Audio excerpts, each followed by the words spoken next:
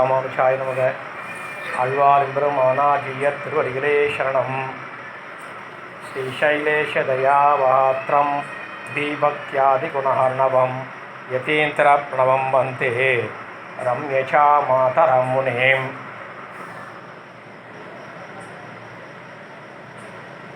பிள்ளை லோகஞ்சியர் திருவடிகளே சரணம்.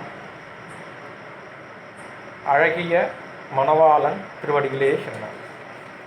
இந்த ஸ்ரீசைலேஷ தயாபாத்திரம் என்ற தன்னியன் பெருமாளே சொன்னது. அழகிய மணவாளன் ஸ்ரீ ரங்கநாதன் சொன்ன தனியன். யாருக்காகன்னு சொன்ன மணவாள மாமுனிகளுக்காக சொன்ன தனியன்.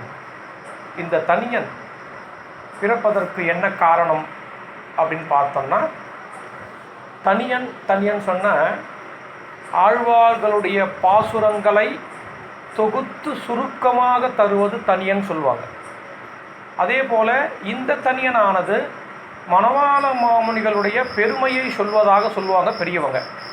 ஏன் அப்படின்னு சொன்னால், நம்பெருமாளானவர் மணவாள மாமுனியை பார்த்து, நீர் இந்த சந்தன மண்டபத்திலே பகவத் விஷயம், அதாவது திருவாய்மொழி 36,000 படி அந்த காலட்சேபத்தை தினப்படி இங்கே சொல்லும் அப்படின்னு சொல்ல, உடனே மணவாள மாமுனி ஆச்சரியமாக பார்க்குறார். என்னடா இது, பெருமாளே நம்மளை இப்படி சொல்கிறாரே, நாம் யார், இந்த மண்டபம் எப்பேற்பட்டது அப்படின்னு சொல்லிட்டு ஆச்சரியப்படுறார். உடனே பெருமாளுடைய ஆணை. உடனே பெருமாள் ஒரு வருட காலம் உற்சவத்தை எல்லாம் நிறுத்திடுறார்.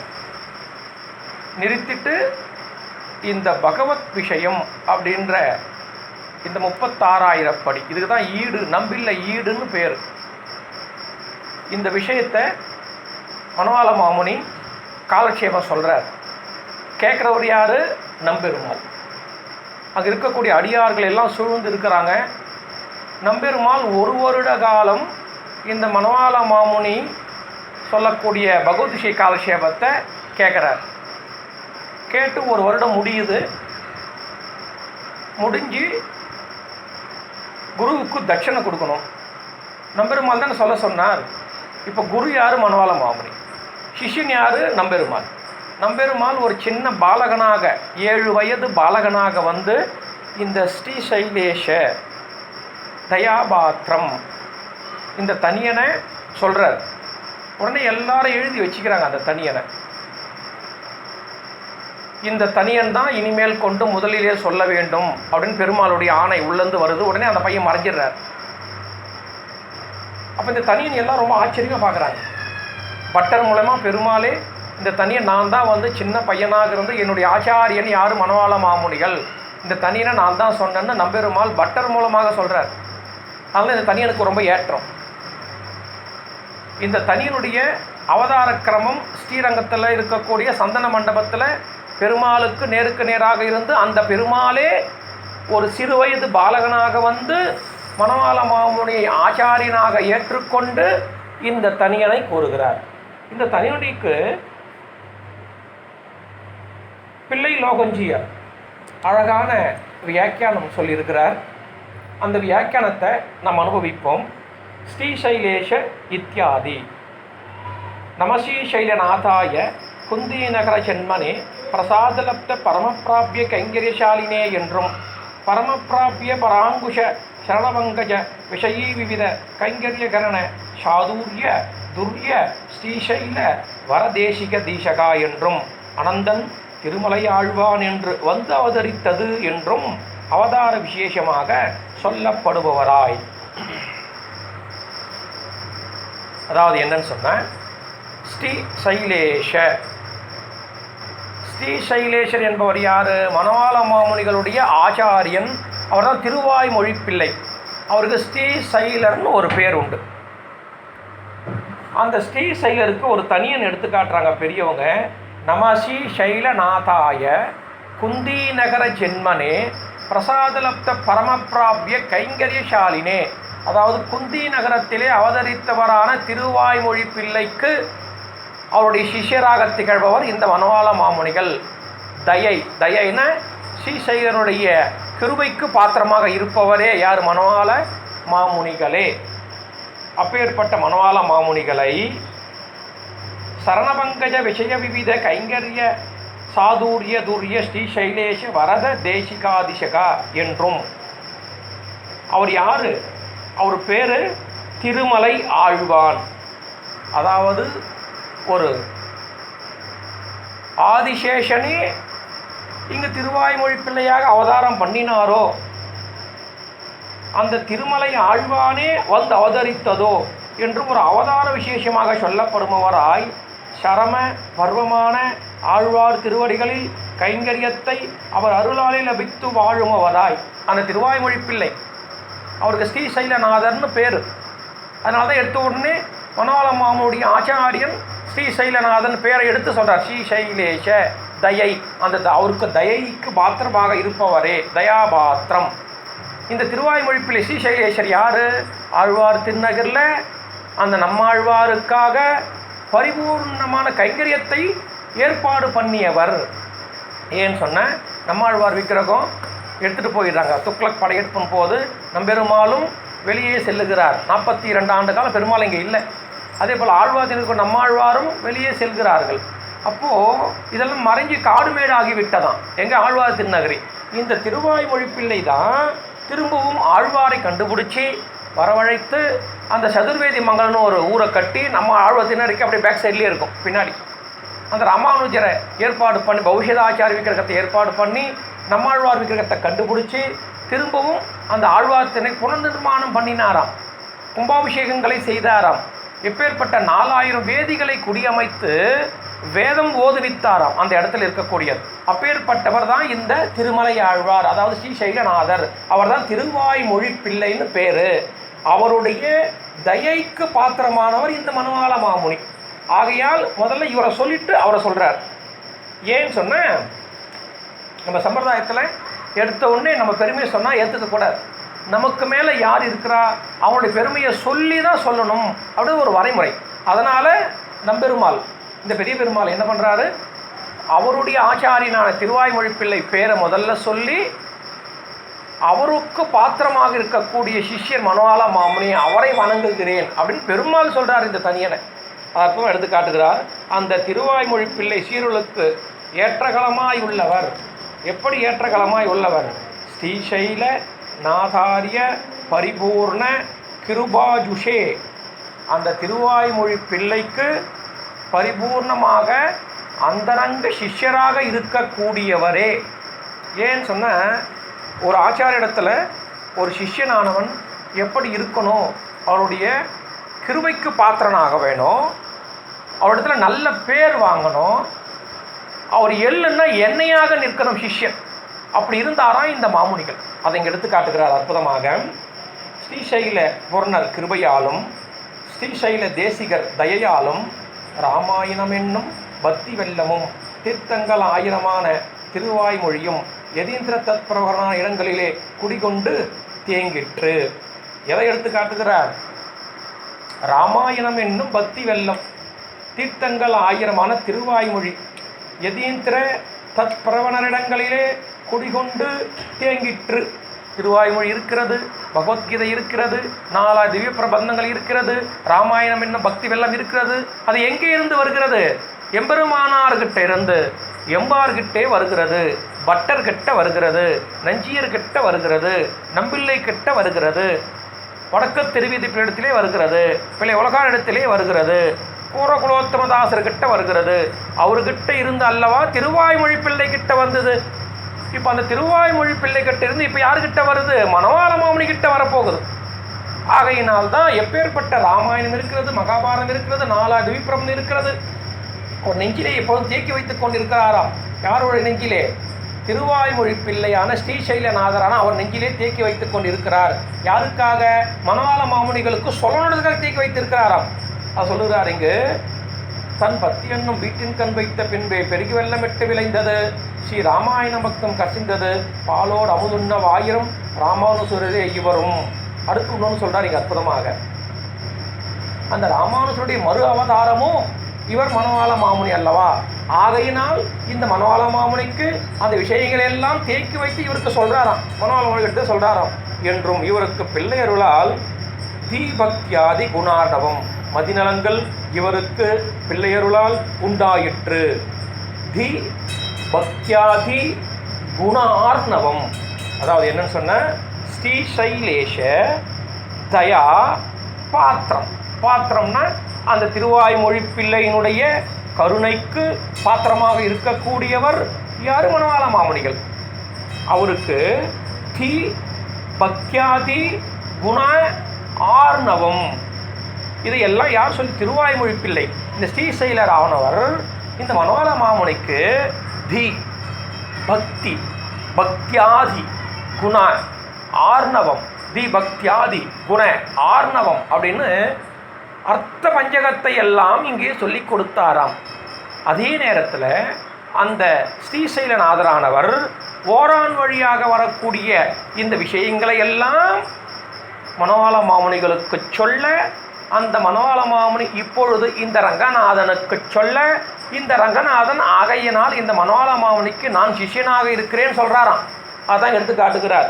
தி பக்தியாதி குண ஆர்ணவம். எப்பேற்பட்ட தி பக்தியாதி குண ஆர்ணவம்? இப்போ லைட்டு போட்டோம்னா டியூப் லைட்டு பட்டுன்னு எரியுமானா எரியாது, லேட்டாக எரியும். அதே ஒரு கற்பூரம், ஒரு கற்பூரத்தை அப்படி வச்சுட்டு பற்று பிடிச்சிக்கும். அதுபோல மணவாள மாமுனியானவர் இந்த திருவாய்மொழி பிள்ளை ஒரு அர்த்தத்தை காட்டினாரேயானால் அவருடைய உள்ளத்திலே 10 அர்த்தமாக விளங்குகிறதாம். எப்படி? அந்த எம்பெருமானாருக்கு திருமாலை ஆண்டான் திருவாய்மொழி சாதித்தா போலேன்னு சொல்லுவாங்க பெரியவங்க. திருமாலை ஆண்டான் சில விஷயங்களை ராமானுஜருக்கு சொல்லிக் கொடுக்குறார். உடனே ராமானுஜர் என்ன சொல்கிறாரு? இல்லை, இந்த விஷயம் இப்படி இருந்தால் நல்லா இருக்குமே அப்படி இவர் ஒரு வேறு விஷயத்தை சொல்கிறாராம். உடனே அந்த திருமாலை ஆண்டான சில விஷயங்களை தெரியாமல் இருக்க ராமானுஜர் சொல்லி கொடுத்தாராம். இதெல்லாம் பெரிய எடுத்து காட்டுவாங்க. அப்படி போலே யார்? ராமானுஜர் ஆளவந்தாருக்கு ஏகலைவனை போலே மணவாள மாமுனிக்கு இந்த திருவாய்மொழி பிள்ளை என்பவர் அந்த அனைத்து விஷயத்தையும் சேர்த்து இங்கே சொல்லுகிறாராம். யாருக்கு? மணவாள மாமுனிகளுக்கு. அதான் இங்கே சொல்கிறார், இவருக்கு பிள்ளை அருளால், பிள்ளை அருளால் திருவாய்மொழி பிள்ளை அருளால் உண்டாயிற்று. பிரகிருஷ்ட விஞ்ஞான வலைமாதகா என்றும் லக்ஷ்மணஸ்ய தீமதிகி என்றும் நவதேவலோக கிரமணம் என்றும் தொடங்கி திவ்யா வினாகா காமையே என்றும் இரே ஏதத் பூர்வ அவதாரங்களிலும் ஞான பக்தியாதிகள் பூர்ணமாயிருப்பது. அடுத்து ஒன்று சொல்லிட்டார். இந்த மணவாள மாமுனி எப்பேற்பட்டு நினைக்கிறாயை? லக்ஷ்மணஸ்ய, இவனே லக்ஷ்மணனாக வந்தான், இவனே ராமானுஜனாக வந்தான். ஆகையால் இவருடைய பூர்வ நவதேவலோகத்தை ஒன்று தொடங்கி இப்படி பூர்வ ஜென்மத்தில் இருக்கக்கூடிய ஞானத்தை எல்லாம் பார்த்தோமே. ஆனால் இந்த மாமுனிகள் எப்பேற்பட்டவர்? பரிபூர்ணமான ஞான கடலாக திகழ்கிறார். ரதி பக்தியாதி குண ஆர்ணவம். வியாமோகம் அவதாரத்திற்கு குறைகளும் தீர்க்க அவதரித்த விடத்திலேயும் பெரிய பெருமாள் விஷயத்துக்கு அனுரூபமாக பெரியஜியருடைய அர்த்த பிரமோதிகளாலே இரட்டத்திலே இருப்பது அறுத்துணுன்னு சொல்கிறார். இங்கு அவதாரத்திற்கு குறைகளும் தீர்க்க அவதரித்த விடத்திலேயும் பெரிய பெருமாள் விஷயத்துக்கு அனுரூபமாக பெரிய ஜீயருடைய அர்த்த பிரமோதிகள் இரட்டத்திலே இருப்பது. பெரிய ஜீயர்னா யாரும்? மணவாள மாமுனி. பெரிய ஜீயர் என்ற விஷயம் மணவாள மாமுனியையே குறிக்கும், வேற யாரையுமே குறிக்காது. இங்கே ஒரு அற்புதமான விசேஷமான அர்த்தத்தை சொல்கிறார். என்ன அர்த்தம் சொல்கிறாருன்னா, தி பக்தியாதி குண ஆர்ணவம். எப்பேற்பட்ட ஆர்ணவம்! அற்புதமாக சொல்கிறார். வசிஷ்டரிடத்திலே கல்வி பயிலுகிறார் ராமர். சாந்திமிடத்திலே கண்ணனானவன் கல்வி பயிலுகிறான். அங்கேயெல்லாம் திருப்தி படவில்லையாம் இந்த எம்பெருமான். சரி சுவாமி, நம்மாழ்வார் வந்தாரே, அந்த நம்மாழ்வார் திருவாய்மொழியே சொன்னாரே, வசிஷ்டருக்கு தனியன்னு சொல்லலை இந்த பெருமாள். ஏன்னா அவர் தான் முதல் ஆச்சாரியன். விஸ்வாமித்திரர்கிட்ட கல்வி பயின்றார், அவர்கிட்டையும் விஷயத்தை தனியன்னு சொல்லலை. சாந்திமணிகிட்ட கல்வியில் 64 கலை 64 நாள் கற்றுக்கிறார். யார்? இந்த கண்ணன். அவருக்கும் தனியனை சொல்லவில்லை. சரி, நம்மாழ்வாருக்கு சொல்லியிருக்கலாமே. நம்மாழ்வார் இந்த சம்பிரதாயத்துக்கே தலைவன் அல்லவா, குலக்கொழுந்தல்லவா, அவருக்கும் இங்கே தனியன் சொல்லவில்லை. சரி, எம்பெருமானார் ஜெகதாச்சாரியன், அந்த ஜெகதாச்சாரியனுக்கு இவர் தனியனை சொல்லியிருக்கலாமே இந்த பெருமாள், அவருக்கும் தனியன் சொல்லவில்லையே, மணவாள மாமுனிகளுக்குத்தான் சொல்ல வேண்டுமா அப்படின்னு கேள்வி அவரே கேட்டுக்கிறார். அதுக்கு பதிலும் அவரே சொல்றார் அற்புதமாக. எப்பேற்பட்ட அவதாரத்திற்குறைகளும் தீர்க்க அவதரித்த விடத்திலும் பெரிய பெருமாள் விஷயத்துக்கு அனுரூபமாக பெரியஜியருடைய அந்த பிரேமா ஆதிகள் இருட்டுத்திரே இருப்பது நிர்மல குணமணிக குண கருணாலயா யதார்த்தானி சலதே குணாதாம கரகா என்ன கலவதீரே சௌமுத்திர மிர்மோ சச்சாலுகா பகவான் சௌமியச்சா மாத்ரு யோகி என்றும் எதிவர புனர் அவதாரம் என்றும் சொல்ல கலவதீரே. என்ன சொல்றார் அப்படின்னு சொன்ன, அந்த வசிஷ்டர் இவருக்கு நிறைய கல்வியை கற்றுக் கொடுக்குறார். ஆனால் அங்கே திருப்திப்படவில்லை. ஏன்னு சொன்னால் அவர் மோட்சத்தை கேட்கலையே. சரி, விஸ்வாமித்திரர் மோட்சத்தை கேட்பான்னு அவரும் கேட்கலையே. சரி, சாந்திபினியாவது மோட்சத்தை கேட்பாருன்னா அவரும் கேட்கல. எங்கேயோ செத்து போன பிள்ளையை கொண்டாடான்றார். சரி, அதையும் கொடுத்துக்கிறார். சரி, இங்கே இருக்கக்கூடிய ஆழ்வாரை அனுப்பிக்கும் பொழுது ஆழ்வார் எதுக்காக அனுப்பி வைத்தார்? இந்த உலக அனைத்துக்கும் உபதேசம் செய்வதற்காக அனுப்பி வைத்தார். ஆனால் அவர் என்ன பண்ணார்? உட்கார்ந்த இடத்த விட்டு எழுந்து கூட போல. ஏன் அப்படின்னா, உண்ணும் சோறும் பருகும் நீரும் தின்னும் மற்றும் எல்லாம் கண்ணன் கண்ணன் சொல்லிகிட்டே இருக்கிறார். எல்லாத்தையும் உபதேசம் பண்ணுறாருன்னா ஒரே ஒரு மதுரகவி ஆழ்வாருக்கு உபதேசம் பண்ணார். அவர் எதற்காக அமிச்சார்? மயர்வர மதிநலம் அருளி, இந்த உலகத்தை திருத்தி இந்த உலக மக்கள் அனைவரையும் மோட்சத்துக்கு அழைத்து செல்வதற்காக வல்லவா இங்கே அவதாரம். அவர் என்ன உட்கார்ந்த இடத்துலேயே பாடிட்டார். இதில் வேற என்ன? பெருமாள் போய் அவர்கிட்ட பார்த்தா தான் பாடுவார், இல்லை பாட மாட்டார். ஆழ்வார் திருநகரில் நம்ம ஆழ்வார் அந்த திருப்புலி ஆழ்வார் இடத்துல போய் பார்த்தோம் சொன்னால் ஆழ்வார் போய் எங்கேயும் பாடலை, உட்காந்த இடத்துலையே உட்காந்துங்கிறார். பெருமாள் போய் அங்கே நிற்கணும், அவருக்கு ஆசீர்வாதம் பண்ணணும், அவரை பார்த்ததுக்கப்புறம் பாடுவார். இப்படி இருக்கு அவருடைய நிலைமை. சரி, அவருக்காக பெருமாள் சிஷ்யனாக மாறி தனின்னு சொல்லலை. சரி சுவாமி, அதை விடுங்க. ராமானுஜர் இமயம் முதல் குமரி வரை சென்று எப்பேற்பட்ட இந்த உலகத்தை எல்லாம் திருத்தினான். அப்போ பெருமாள் அங்கே ஆச்சரியப்படுகிறாரே. யார்? வைஷ்ணவ நம்பி சிஷ்யனாக வராரே, ஒரு குட்டு கூட வாங்குறாரே, வைஷ்ணவ நம்பின்னு பேர் வாங்கிக்கிட்டாரே, அப்போவாவது ஒரு தனியனை சொல்லக்கூடாதா? இவருக்கு தான் தனியனை சொல்லணுமா? இந்த பெரிய பெருமாள் வசிஷ்டருக்கும் சொல்லலை, விஸ்வாமித்திரனுக்கும் சொல்லலை, சாந்திவினிக்கும் சொல்லலை, ஆழ்வாருக்கும் சொல்லலை, எம்பெருமானாருக்கும் சொல்லலை. இத்தனைக்கும் இந்த சம்பிரதாயம் யார் பேரால் நியமிக்கப்படுகிறது? எம்பெருமானார் தரிசனம் என்றே இதற்கு நம்பெருமாள் பேரிட்டு நாட்டி வைத்தார். யார்? நம்பெருமாளே இந்த தரிசனம் ராமானுஜர் பேரால் தான் இருந்து பேரே வைக்கிறார். சரி, அவருக்கு தனியாக சொல்லியிருக்கலாமே இந்த பெருமாள். அப்போ அவருக்கும் சொல்லலையே. அப்போ என்ன? அப்போ ராமானுஜரிடத்திலே என்னே குறை கண்டார். ஒவ்வொருத்தரும் ஒரு குறையை பார்த்துக்கிட்டே வந்தோம். அப்போ ஆழ்வாரிடத்துல உலகம் பூரா போய் பரப்பலைன்ற ஒரு குறை தான், வேற ஒன்றும் கிடையாது.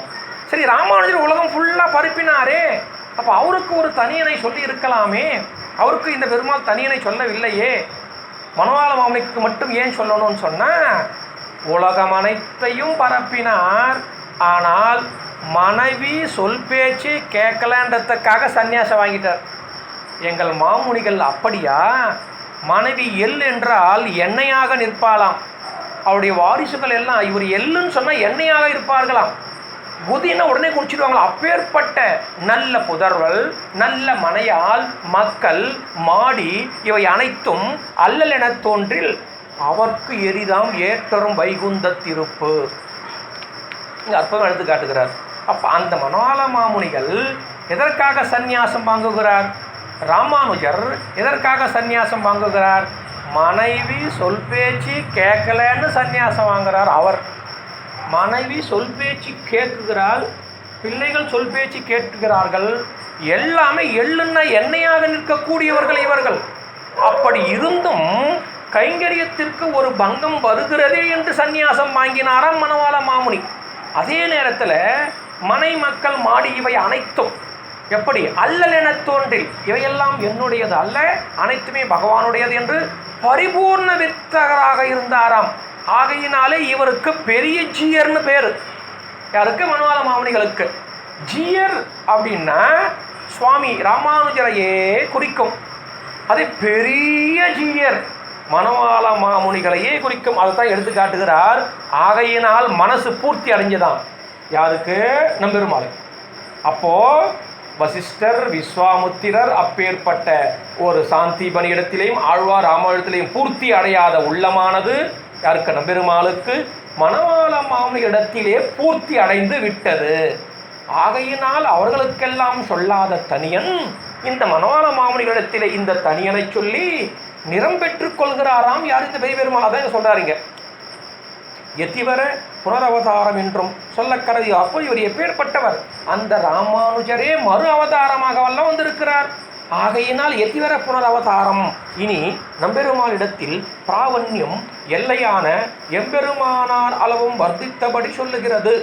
நம்பெருமாளிடத்தில் பிராவண்யம் எல்லையான எம்பெருமானார் அளவும் சாத்திய விருத்தியாய்கொண்டு சரமபர்வம் வரக்கடவதாயிருக்கும் யதீந்திர பிரவணம். அதாவது என்னன்னு சொன்ன, சாத்திய விருத்தி பகவானை வணங்குவது என்பது ஒரு படி, ஆச்சாரியனை வணங்குவது என்பது இரண்டாவது படி. இங்கு பகவானை வணங்குவதை விட ஆச்சாரியனை எல்லாமாக பற்றுவது மிகவும் விசேஷமான படியாம். அதையே இங்கு அடியானாக எடுத்து காட்டும் போது சொல்லுகிறார் அற்புதமாக. நம்பெருமானிடத்திலே பிராவண்யம் எல்லையான எம்பெருமானார் அளவும் வர்த்தித்தபடி அப்படி எடுத்து காட்டுகிறார் அற்புதமாக. சாத்தித்த வித்தியாய்கொண்டு சரம நிஷ்டைன்னு பேர் இதுக்கு. யாரு? வடுக நம்பியை போலே.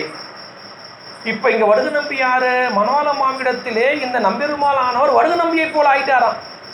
அந்த காலத்தில் ராமானுஜிடத்தில் வடுக நம்பி அற்புதமாக இருந்தார். இப்போ நம்பெருமாளே மணவாள மாமுனிகளை தவிர வேற யாரையும் பார்க்க மாட்டேன், இவரே எனக்கு எல்லாம் இருக்கிறாராம். யாரு? பெருமாளே மணவாளனை பார்த்து. அப்பேற்பட்டவர் யாரு? யதீந்திர பிரவணம்.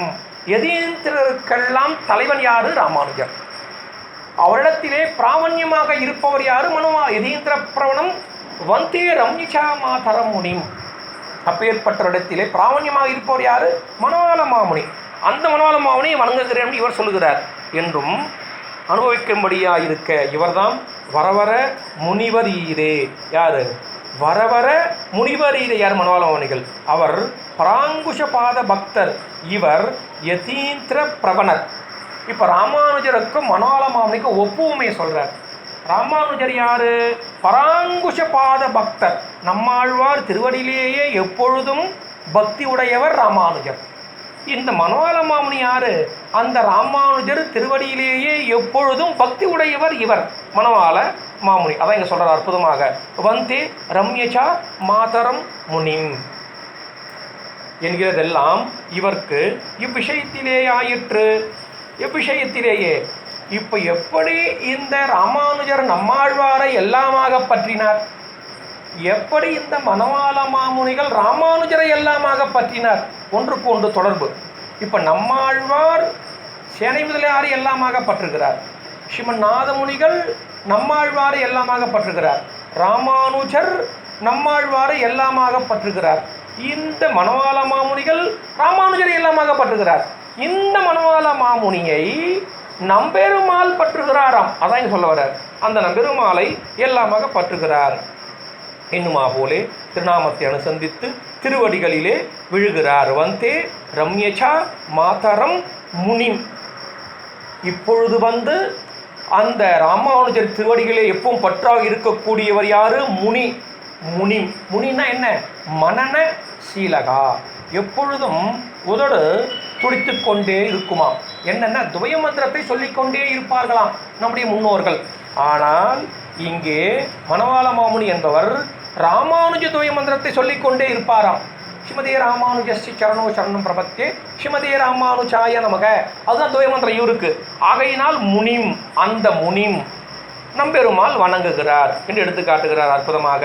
எண்ணுமா போலே திருநாமத்தை அனுசந்தித்து திருவடிகளை விழுகிறார். இவருடைய அனுசந்தான விஷயமாக மந்திரமும் ஸ்துதி பரிணாமமாயிருக்கும்படி இதுவாயிற்று. மந்திரமும் ஸ்துதி பரிணாமமும். இப்போ இந்த ஸ்ரீசைலேஷ தனியன் மந்திரமாகிவிட்டதாம். எப்படி மந்திரமாகிறது அதை அவரே விவரிக்கிறார் அற்புதமாக. முனி என்கிறது சங்கல்பாதீன கையாயிருக்கும்படியே சத்தா சமுர்த்திகள் இவருக்கு சங்கல்பாதீன கையாயிருக்கும்படியை பற்ற. நமக்கெல்லாம் ராமானுஜ மந்திரம் எப்படி மந்திரமாகிறதோ, நமக்கெல்லாம் துவய மந்திரம் எப்படி மந்திரமாகிறதோ, நமக்கெல்லாம் திருமந்திரம் எப்படி மந்திரமாகிறதோ, நம்பெருமாளுக்கு ஸ்ரீசைலேஷ தனியன் மந்திரமாம். அற்புதமாக எடுத்து காட்டுகிறார். இப்படிகளால் ஏற்றங்களை உடைய இவர் ஸ்துதி ரூபமான இவர் தனியன்தான் யத்வேதோ ஸ்வரகா பரோக்தோகோ வேதாந்தோ வேதத்துக்கு ஓம் என்னும் அதுபோலே திராவிட வேதத்துக்கு உப அங்கங்கள் என்ன, ஏதத் யாக்கங்கள் விசேஷங்கள் என்ன, ஏதத் சாரபோதமான ரகசியங்கள் என்ன, இவற்றுடைய ஆதி அந்தங்களிலே அகில திவ்ய தேச விலட்சணங்களாலும் அனுசந்திக்கப்படுவதாயிருக்கும் வேதத்துக்கு ஓம் என்னும் போலே திராவிட வேதத்துக்கு உபாங்கங்கள் என்ன, ஏதத்தியாகம் என்ன. இப்போ ஒரு வேதமானது இருக்குன்னு சொன்னால் ஓம்காரத்தை சொல்லி வேதத்தை சொன்னாதான் பலிக்கும். ஓம்காரத்தை சொல்லாமல் வேதத்தை சொன்னால் பலிக்காது. அதுபோல திராவிட வேதமானது தமிழ் வேதம். இந்த தமிழ் வேதத்துக்கு ஓம்காரம் என்ன, திருப்பல்லாண்டு. திருப்பல்லாண்டை சொல்லி திவ்ய பிரபந்தத்தை தொடங்கி ஆரம்பித்து முடித்தாதான் இந்த திவ்ய பிரபந்தமானது பலிக்கும். அந்த திருப்பல்லாண்டை தொடாமல் தொட்டோமேயானால் அப்போ பலிக்காது. அதுபோல் இங்கு சொல்கிறார் இந்த இடத்துல, அகில திவ்ய தேச விலட்சணங்களாலும் அனுசந்திக்கப்படுவதாக இருக்கும். அகில உலகத்தில் இப்படி தான் அனுசந்திக்கிறாங்க. ஓம்காரத்தை சொல்லி தான் வேதத்தை ஓதுகிறார்கள். ஓம்காரத்தை திருப்பல்லாண்டு தான் ஓம்காரம். அதுபோல 4 திவ்ய பிரபந்தத்தை திருப்பல்லாண்டை சொல்லி தான் திவ்ய பிரபந்தத்தை ஓதுகிறார்கள். அதுபோல இவருடைய சகல திவ்ய பிரபந்த பிரவர்த்தகத்துவம் பண்டு பல இடங்களிலே கண்டு கொள்வது. அதுக்கு இந்த தனியனை முதல்ல சொல்லிட்டு தான் சொல்லணுமான்னு பெருமாளுடைய ஆணை எடுக்கிறாராம். எந்த தனியனை? இந்த ஸ்ரீசைலேஷ தனியனை. இது எப்படி தெரிகிறது? பத்ரிகாசிரமத்திலிருந்து சில ஸ்ரீவைஷ்ணவர்கள் ஸ்ரீரங்கத்துக்கு வருகிறார்கள். ஸ்ரீரங்கத்தில் பெருமாளை சேவிக்கிறாங்க. அப்போ சேவிக்கும் பொழுது முதல்ல இந்த தனியனை சொல்லிட்டு அதுக்கப்புறம் தான் மற்றதை சேவிக்கிறாங்க. உடனே அங்கே இருக்கிறவங்க ஆச்சரியமாக கேட்குறாங்க, என்ன இது, இந்த தனியன் இப்போ தான் பெருமாள் இங்கே சொன்னார், இது உங்களுக்கு எப்படி தெரியும் அப்படின்னு கேட்க, இல்லை பத்ரிநாராயணன் எங்கள் கனவுல வந்து சொன்னார், இனிமேல் கொண்டு இந்த ஸ்ரீசைலேஷ தனியனை சொல்லித்தான் திவ்ய பிரபந்தத்தையே தொடங்க வேண்டும் எங்களுக்கு ஆணையிட்டார். ஆகையினால் இந்த தனியனை சொல்லிவிட்டுத்தான் நாங்கள் தொடங்குகிறோம் என்று அவர்கள் சொன்னார்களாம். இந்த அர்த்தம் எடுத்து காட்டுறாங்க பெரியவங்க. அப்போ இந்த இடத்துல இந்த ஸ்ரீசைலேஷ தனியனானது இந்த திவ்ய பிரபந்தத்துக்கே ஓம்காரமாகிறது. இது எது? இந்த ஸ்ரீசைலேஷ தனியன். அதை அர்த்தம் எடுத்து காட்டுகிறார். பகவத் வாசகமாயும் மகாரம் சேதன வாசகமாயும் உகாரம் உபசம்பந்தமாயும் இருக்குமா போலே அவ்வளோ வானவருக்கும் வானவரெல்லாம் மடியா உண்டு வைத்தார் என்ன கடவதீரே. என்ன சுவாமி, ஓம்காரம் இது எப்படி ஆகும்? அந்த ஓம்காரத்தை இங்கு பிரமாணமாக எடுத்து காட்டுகிறார். ஓம்னா அகார உகார மகாரம் அல்லவா? அப்போ அந்த அகாரமானது இங்கே எங்கே இருக்கிறது, உகாரம் எங்கே இருக்கிறது, மகாரம் எங்கே இருக்கிறது? எங்கே? இந்த ஸ்ரீசைலேஷ தனியன்ல ஓம்காரம் எங்கே இருக்கு அதை விவரித்து சொல்றார் அற்புதமாக. அவ்வானவருக்கும் மௌவானவர் எல்லாம் ஊவானவர் அடிமையென்று உரைத்தார் என்ன கடவதீரே. ஆ ஊ மா இங்கே வருது. இது என்ன ஞானசார பாசுரம். இந்த பாசுரத்தில் விளக்கும் பொன் போலே நடுநிலை தீபமிரே மங்கள தீபரேகா ஸ்ரீயோ கபடகானகா ஸ்ரீயோ என்றும் ஏதத் சா வேட்சமா இருப்பது.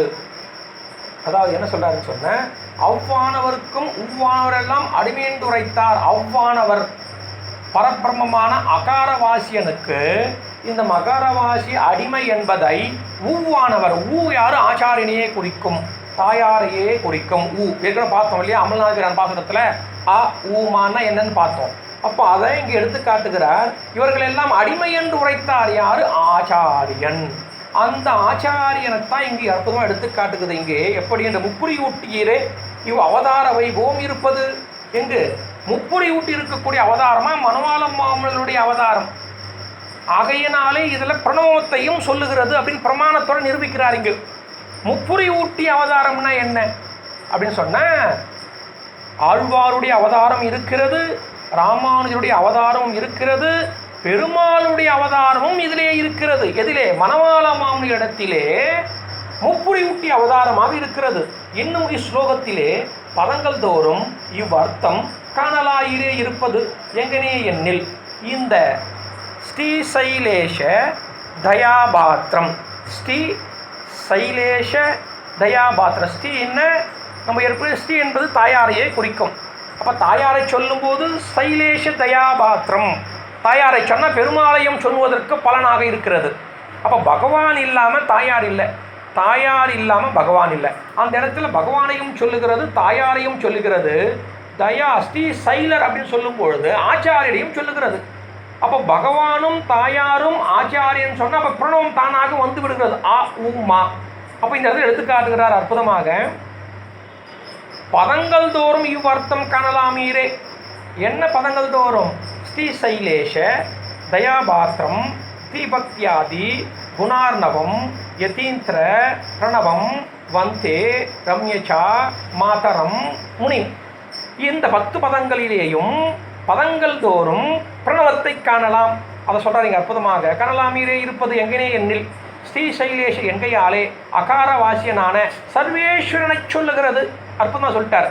ஏன் அப்படின்னு சொன்னால் ஸ்ரீ சைலேஷன் அப்படின்னு சொல்லும்போது ஸ்ரீ அந்த ஸ்ரீனிவாசனையும் சொல்லும். ஸ்ரீ சைலேஷ அந்த சைலேஷனுக்கு சொல்லும் பொழுது ஏன்னா எழுத்தின் மிகுதி யாழ் இங்கே சொல்லுகிறார். விஷ்ணு சகஸ்ரநாமால பார்த்தோன்னு சொன்னால் ஸ்ரீ சைலேஷன் என்பது பகவானையும் குறிக்கும்.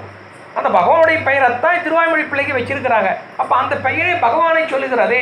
ஸ்ரீ சைலேஷன் என்பது பகவானை சொல்லும். அப்போ தாயாரை சொல்லுகிறது. அதை சொல்கிறார். அடுத்து அகாரவாசினான சர்வேஸ்வரனை சொல்லுகிறது. தயாபாத்திரம் எங்கையாலே பகவத் அனன்யாரக சேஷபூதனான சேதனன். தயா பாத்திரம் சொன்ன என்ன? கருணைக்கு இருப்பிடமானவர். பகவானுடைய கருணைக்கு இருப்பிடமானவர்கள் யார்? ஜீவாத்மாக்கள். அப்போ ஜீவாத்மா மகாரார்த்தம்.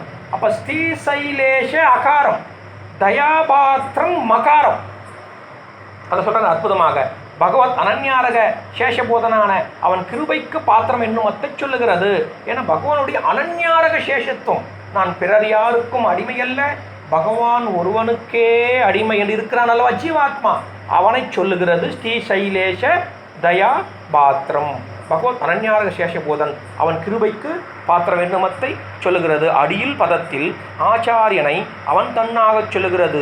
விசேஷ அதிஷ்டானத்தாலே தத்குண சாரத்தத்துவம் போலே அஞ்ஞானத்துவம் சாரத்துவம் போலே ஆச்சாரியஸ்ய ஹரிஷாட்சகா தீபக்தியாதி குணாணு என்கிற இப்பதத்தாலும் தாமரையால் கேள் ஒருவனைய நோக்குமுணர்வு என்றும் ஆதியஞ்சோதி ஐங்கோக்காதல் என்றும் உன்னித்து மற்றும் தெய்வம் தொழால் என்றும் சொல்கிறபடியே ஞான பக்தி வைராக்கியங்களை பிரதிபாதிக்கையாலே அகாரோதி பகவத் சேஷத்துவ பக்தியாலே சொல்லுகிறது. சொரூபம் என தீபக்தியாதி குணார்ணவம் அப்படின்னு சொன்ன பக்தியை கொடுப்பவர், ஞானத்தை கொடுப்பவர், நமக்கு அகாரவாசியை விலக்கி கொள்ளுபவர். அப்போ இது யார் சொல்ல? ஆச்சாரியனையும் சொல்லலாம், பகவானையும் சொல்லலாம். அதை இங்கே சொல்கிறாருங்க. உன்னித்து தாமரைக்கும் சொல்லுகிறபடியே நிற்கும் இதிரே. ஞானமாவது பதகாலம்பியே ஞானமாயிருப்பது, வைராக்கியமாவது தேவதாந்திரியத்தை பிரதானமாக இருப்பது. ஞானம்னா என்ன? அற்புதம் எடுத்து காட்டுகிற அற்புதமாக தத் ஞானம் இரே பகவதே காவலம்பியாயிரே. பகவானை உண்மையாக அறிந்து கொள்வது ஞானம். வைராக்கியம் என்பது என்ன? தேவதாந்திர இத்தியாதி பிரதானமாக இருப்பது. தேவதாந்திரங்களை ஒதுக்கிவிட்டு பகவான் ஒருவனையே எல்லாமாக பற்றி இருப்பது வைராக்கியம். அது எங்கே சொல்கிறது? யதீந்திர பிரவணம் வந்தே ரம்யசா மாதரம் முனிம். எடுத்துக்காட்டு அடுத்து சொல்கிறாருங்க அற்புதமாக. அந்த தீபக்தியாதி குணார்ணவத்தில் இந்த ஞானத்தையும் பக்தியையும் வைராக்கியத்தையும் சொல்லிக் கொடுக்கிறதாம் நமக்கு. அடுத்து சொல்கிறார். யதீந்திர ஆகையாவது ஸ்வரூபத்தை அனுசந்தித்தும் துருமுனருக்க திருக்குமவர்களை திருத்தி திருமகள் கேள்வனுக்கு ஆக்கி அடிமை செய்விக்கையாலே தம்மளவிலும் அனுசந்திப்பதும் அவிஷ்டமாகையாலே யதீந்திர ஆகையாலே பிரணர் ஆகிறார். பகவத் அனன்யாரக சேஷத்துவம் ததிய பரியந்தமெரி அன்றைக்கே யதீந்திர பிரணவனர்.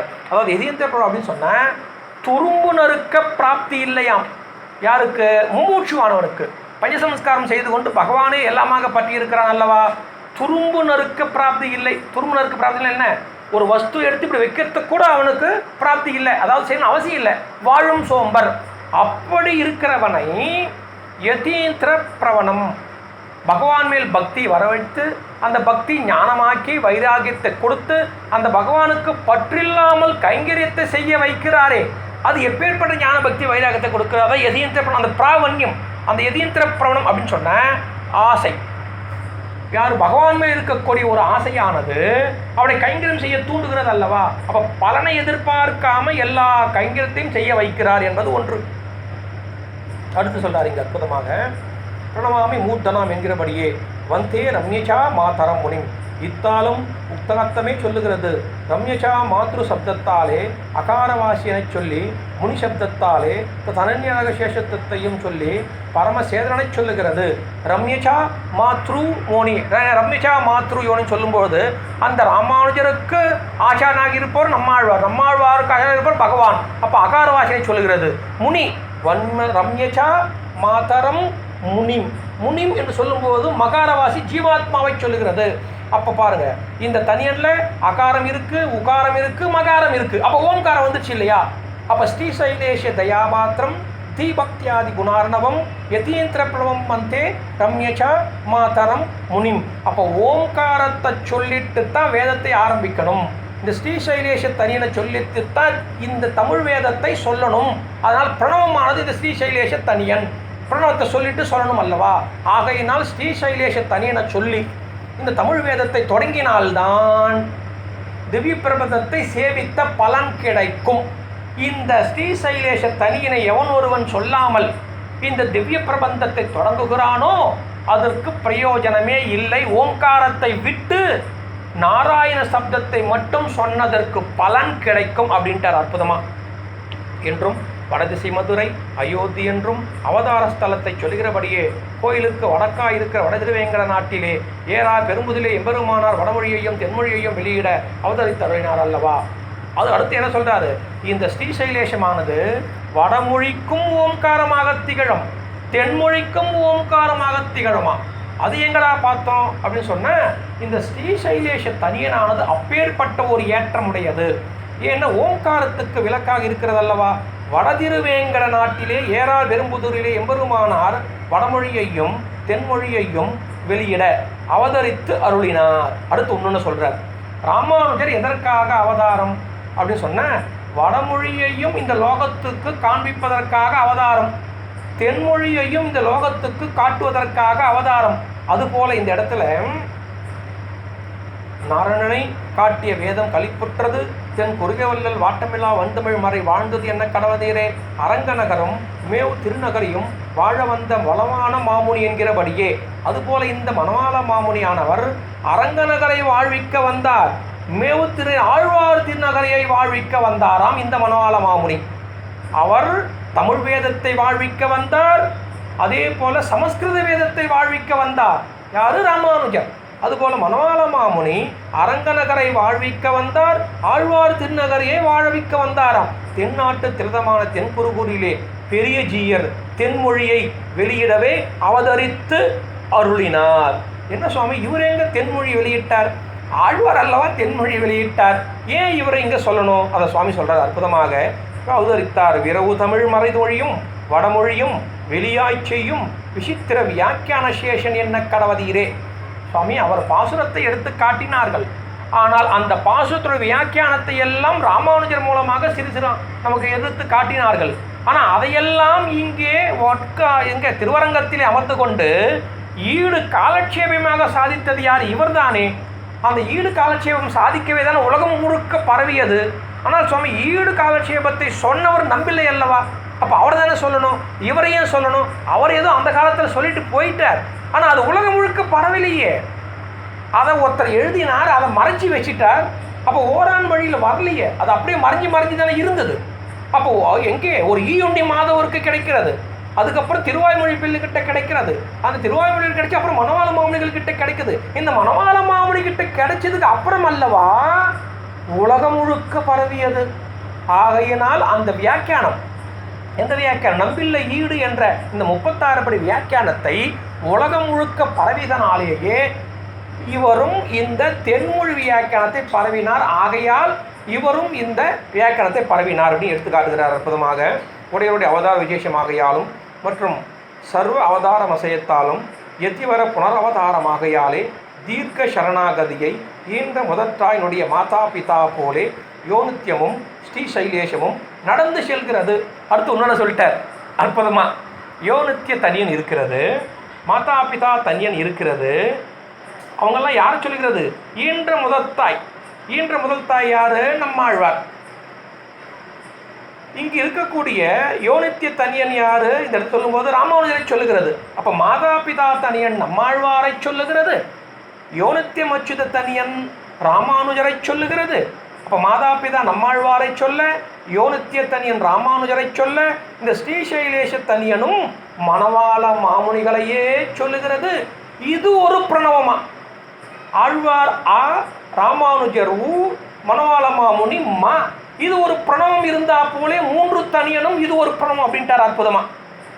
இவரும் ஜென்மபூமியை விட்டு காவிரி நடுவு காட்டிலே கருமணியை கண்டு தன் மத்தியஸ்தராய் வைஷ்ணவ ஸ்ரீயோடே வாழ்ந்து கொண்டிருந்த ஸ்ரீரங்க ஸ்ரீயையும் ஸ்ருதி சாகரத்தையும் திராவிட வேத சாகரத்தையும் பெருகப் பண்ணி பெருமாளை நோக்கி போந்தார். அவர் எல்லா உயிர்கட்கும் நாதன் அரங்கன் என்னும் பொருள் சுரந்தார். இவர் பல்லுயிர்க்கும் விண்ணின் தலை நின்று வீடளிப்பான் அனைத்துலகம் வாழப்பெற எதிராச முனிவன் என்றும் மாத்தை அருள் சுரந்தார். ஜீயர் அவதரித்து வெளியிடாத போது கண்ணொந்தாராக மர்த்தத்தை அருள் சுரந்தார். ஜீயர் அவதரித்து வெளியிடாத போது என்னன்னு சொன்ன உடையவர் வைபவம் இருப்பது ராமானுஜ முனி செய்த குண்டிலேற்ற தீபமேரே இவர் நரநாராயண அவதாரம் போலேயிரே இவர்களுடைய அவதாரமும் எடுத்து காட்டினார். அதாவது என்னன்னு சொன்ன ஸ்ரீரங்க ஸ்ரீயையும் ஸ்ருதி சாகரத்தையும் திராவிட வேத சாகரத்தையும் பெருக பண்ணி பெருமாளை நோக்கி போந்தார். யார்? ராமானுஜர். ஏன்னு சொன்ன திராவிட வேத சாகரம் என்று சொல்லும்போது திருக்குறுகை பிரான் மூலமாக திருவாய்மொழிக்கு வியாக்கியானம் எழுதச் சொன்னார். ஸ்ரீரங்க ஸ்ரீயையும் வாழ வைத்தார். யார்? ராமானுஜர். அப்போது தமிழ் வேதத்தையும் வளர்த்தார், சமஸ்கிருத வேதத்தையும் வளர்த்தார், திருவரங்கத்தையும் வாழ்க பண்ணினார். திருவரங்க செல்லுமுற்றும் திருப்தி பண்ணினார் வழி எடுத்து காட்டுவாங்க பெரியவங்க அற்புதமாக. யார்? ராமானுஜர். அந்த ராமானுஜரை போலே இந்த மணவாள மாமுனிகளும் இந்த வியாக்கியானத்தை எப்படி சொல்கிறாராம்? ஜீயர் அவதரித்து வெளியிடாத போது கண்ணொந்தாராக மாயிரே உடைவர் வைபவம் இருப்பது. இந்த பெரிய ஜீயர் மணவாள மாமுனி கண்டு இந்த நம்பிள்ளை ஈட்டை இங்கே சொல்லி இந்த உபதேச ரத்ன மாலையை சொல்லி திருவாரூர் இங்கு சொல்லாமல் இருந்திருந்தால் இந்த திவ்ய பிரபந்தமானது மிளிர்ந்து இருக்காது, வியாக்கியானம் மிளிர்ந்து இருக்காது. ஆற்றில் கரைத்த புலி அல்ல ஓன்ட்டார். யாரு? அற்புதமாக எடுத்துக்காட்டார் பெரியவங்க. என்ன சொல்கிறாங்கன்னு சொன்ன மணவாள மாமுனி வந்திலனேல் தமிழ் ஆரணமே ஆற்றில் கரைத்த புலி அல்ல ஓன்ட்டார். ஒரு புளி, கொஞ்சம் புளி இருக்குது, புளிம்பழம். அந்த புளிம்பழத்தை ஒரு கிண்ணத்தில் கரைச்சா ரசம் வைக்கலாம், சாம்பார் வைக்கலாம். அதே புளிம்பழத்தை கொண்டு போய் ஆற்றுல கரைச்சா எப்படி வீண். அதுபோல் மணவாள மாமுனி ஆனவர் வரலன்னு சொன்னால் இந்த தமிழ் வேதமானது வீண், வியாக்கியானமானது வீண், சமஸ்கிருத வேதமானது வீண். ஏன்? இவர் வந்து தான் அந்த வியாக்கியானத்தை பெருக பண்ணினார், உலகம் முழுப்ப பரப்பினார், பெருமாளுக்கே சொன்னார். ஆகையினால் இந்த மூன்று தனியனும் முக்கியம். எந்த மூன்று தனியன்? ஸ்ரீசைலேஷ யோனித்ய மாதா பிதா. இந்த மூன்று தனியனும் சொல்லித்தான் எல்லாத்தையுமே சேவிக்கணும் அப்படின்னு எடுத்து காட்டுகிறார் அற்புதமாக. இவர் ராமானுஜர் வைபவ பிரகாசகர். அப்போ ராமானுஜர் நம்மாழ்வார வைபவ பிரகாசமாக எடுத்து காட்டினார். இந்த மணவாள மாமுனி ராமானுஜரை பிரகாசிப்பிக்க வைக்கிறாராம். அவதாரத்திலும் அவதாரத்துக்கு ஏற்றம் உண்டு. ராமானுஜ அவதாரத்தை விட மணவாள மாமுனி அவதாரத்துக்கு ஏற்றம் உண்டாம். ஏன் அதை சொல்கிறாருங்க? பிறப்பார் ஒளி வரும் நரநாராயண ராமானுஜகா என்றிலே சதுராட்சியில் வாசி இருப்பது. இவர் சதுரரில் தலையாகையாலே சரம சதுராட்சியிலே நிலை நின்றார். ஏத்தி இருப்பாரை வெல்லுமே மற்றவரை சாத்தி இருப்பார் தவம். அடுத்து உடனே சொல்லிட்டார். நரநாராயணனாக வந்து அறநூல் சிங்காவை விருத்தி திருமந்திரத்தை எடுத்து காட்டினான் உலக அனைத்துக்கும். இந்த ராமானுஜர் அவதாரம் பண்ணி அந்த நாராயண நாமத்தை ஒதுக்கி ராமானுஜர் நாமம் தான் எல்லாமே அப்படி எடுத்து காட்டினார். ஏன் சொன்ன நாராயண நாமமாவது மோட்சத்தை கொடுத்தாலும் கொடுக்கும், கொடுக்காம விட்டாலும் விட்டுடும். ஆனால் ராமானுஜர் நாமம் மோட்சத்தையே கொடுக்கும். அந்த ராமானுஜ நாமத்தை விட இந்த பெரிய ஜீயர் மணவாள மாமுனியோட நாமமானது இதோட விசேஷமா அதை அற்புதமாக எடுத்து காட்டுகிறார். சதுரில் தலையாக சரம சதுர்ச்சியை நிலை என்றார். ஏத்தி இருப்பாரை வெல்லுமே மற்றவரை சாத்தி இருப்பார் தவம். அந்த ராமானுஜர் திருவடியை பற்றி எப்பொழுதும் ராமானுஜருக்கு என்னென்ன கிடைக்குதோ அனைத்து மணவாள மாமுனி கையில் வாங்கிக்கிறாராம். அப்போ அந்த மணவாள மாமுனி கையில் வாங்கி அந்த மணவாள மாமுனி வாங்கினாதான் உலக அனைத்துக்கும் செல்லுபடியாகும். ஆகையினால் மணவாள மாமுனி திருவடி தான் இங்கு விசேஷம். அடியேன் சதுர்த்தே நின்றே நம்புவார்பதி வைகுந்தம் காண்மினே. ஆழ்வாருக்கு மதுரகவிலாலும் சர்வமான திருவடிகள் ராமானுஜன் ஆனா போலே அந்த ராமானுஜனான இவருக்கும் ஸ்ரீவத்சாங்கச்சாரியராலும் சர்வமான சரணங்கள் எதீந்திர பிரவணடீரே. ஆகையால் சரமபர்வமான ஜீயர் விஷயமான இத்தனியனிலும் சகல வேத சாரமான பிரபத்தி போலே நிரந்தர அனுசந்தேயமாக கடவது. அடுத்து ஒன்று அற்புதமாக சொல்லிட்டார் இந்த இடத்துல. என்னன்னு சொன்னால் எப்படி நம்மாழ்வாருக்கு ராமானுஜரானவர் எல்லாமாக திகழ்ந்தார், அதுபோல் அந்த நம்மாழ்வாழத்தில் மதுரகவி ஆழ்வார் எல்லாமாக திகழ்ந்தார். அதுபோல் அந்த ராமானுஜரிடத்திலே இந்த மணவாள மாமுனி எல்லாமாக திகழ்கிறார். அப்போ ராமானுஜர்கிட்ட இருக்கிற சொத்தெல்லாம் எங்கே கிடைச்சிருக்கு? மணவாள மாமுனிகிட்ட கிடைச்சிருக்கு. அப்போ மணவாள மாமுனிகிட்ட தான் எல்லாமே இருக்கிறது. இந்த மணவாள மாமுனியிடத்தில் நம்பெருமாளானவர் திருவடியை பற்றி அங்கே போய் அவர் அதை வாங்கிட்டாராங்க. இல்லை, யாரும் நம்பெருமாள். இதை ஓரான் வழி குரு பரம்பரை பார்த்தோன்னா முதல் பெரிய பெருமாள் தொடக்கம், கடைசியில் பெருமாள் வழி முடியும். அப்போ இந்த இடத்துல என்ன எடுத்து காட்டுறாங்க பெரியவங்கன்னு சொன்னால், ஓரான் வழி ஆச்சாரிய பரம்பரை இத்தோடு முடிகிறது. அப்போ இதுக்கப்புறம் வரக்கூடிய ஆச்சாரியர்கள் எல்லாம் அவர்களுடைய ஒரு அங்கம். ஆனால் இவர்கள் எல்லாம் முக்கியமான உத்தாரக ஆச்சாரியர்கள். இவர்கள் எல்லாம் மணவாள மாமுனி பெரிய பெருமாள் தொடங்கி மணவாள மாமுனி வரைக்கும். அப்போ நம்பெருமாளை சிஷ்யனாக வந்து அதை பூர்த்தி பண்ணுகிறார். அப்போ ராமானுஜரை எல்லாமாக பற்றி இருக்கக்கூடிய மணவாள மாமுனிகளை இந்த நம்பெருமாள் எல்லாமாக பற்றி இவர் அனைத்தையும் பெற்று இந்த லோக மக்களுக்கு கொடுத்து வாழ வைக்கிறாராம். அதுதான் இந்த தனியனுடைய பூர்த்தியான அர்த்தம். அப்போது ஸ்ரீசைலேஷ, இந்த யோனித்ய, இந்த மாதா பிதா, மிக முக்கியமான தனியன் எவன் ஒருவன் திவ்ய பிரபந்தங்களை சேவிக்கும் பொழுது இந்த தனியனை சொல்லிட்டுத்தான் அதுங்கிட்ட போகணும். இந்த தனியனை சொல்லாமல் அந்த தமிழ் வேதத்துக்கிட்ட போனான்னு சொன்னால் ஓம்காரத்தை விட்டு தமிழ் வேதத்தை சொல்லினா போலே அப்போ பிரயோஜனம் இல்லை. இந்த ஓம்காரத்தை சேர்த்து அந்த தமிழ் வேதத்தை சொன்னாதான் பூர்த்தியாகும். அப்போது சமஸ்கிருத வேதமானது ஓம்காரத்தை சொல்லிட்டுத்தானே அந்த வேதத்தை ஓதுகிறார்கள். அப்போ இந்த தனியனை சொல்லிட்டுத்தானே தமிழ் வேதத்தை ஓத வேண்டும். ஆகையினால் இதுதான் பூர்த்தி. அதைத்தான் இங்கே சுவாமி அப்போ எடுத்து காட்டினார். ஸ்ரீ சைலேஷ தயாபாத்திரம் தீபக்தியாதி குணார்ணவம் யதீந்திர பிரணவம் வந்தே ரம்யச்சா மாதரம் முனிம். அந்த ராமானுஜர் திருவடி மேலே எப்பவும் பக்தியோடு ஸ்ரத்தையோடு இருக்கக்கூடிய அந்த மணவாள மாமுனி முனிம்னா மரணசீலகா, அந்த ராமானுஜ மந்திரத்தை எப்பவும் வாயில் சொல்லிக்கிட்டே இருப்பாராம். அவர் தான் முனி, அவர் தான் மணவாள மாமுனி. அப்பேற்பட்ட மணவாள மாமுனியை நான் வணங்குகிறேன். யார்? பெருமாள். நம்பெருமாளே இங்கு வணங்குகிறாராம். அதுதான் பிள்ளைலோகஞ்சியர் இந்த வியாக்கியானத்தை நமக்கு எடுத்து காட்டினார். ஆகையால் நம்ம என்ன பார்த்தோம் இந்த இடத்துல பார்க்கும்பொழுது அற்புதமாக என்ன சொன்னார்? அதாவது வசிஷ்டரை விட, விஸ்வாமித்திரரை விட, ஒரு சாந்திபினியை விட, ஆழ்வாரை விட, எம்பெருமானாரை விட மணவாள மாமுனிகளுக்கு ஏற்றம். அதுதான் இந்த தனியன் சொல்லுது. ஸ்ரீ சைலேஷ தயாபாத்திரம் தீபக்தியாதி குணார்ணவம் யதீந்திர பிரவணம் வந்தே ரம்யச்சா மாதர முனிம் அப்படின்னு சொல்லி இந்த கால்சியத்தோடு முடிச்சுப்போம். லட்சுமிநாசமரம் நாளைக்கு என்னன்னு பார்ப்போம்.